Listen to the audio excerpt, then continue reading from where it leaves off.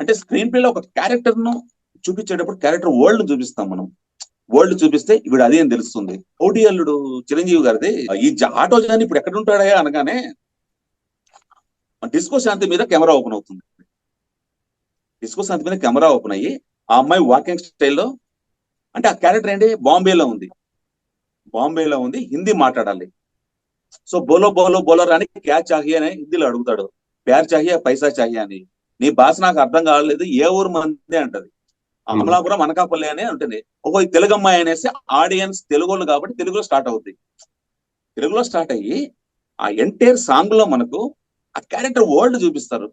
అంటే Chiranjeevi auto driver, auto stand, ఆ mechanic shed, ramp ఉంటుంది, ర్యాంప్ ఉండి మెకానిక్ సంబంధించిన ఇన్స్ట్రుమెంట్స్ అన్ని ఉంటాయి.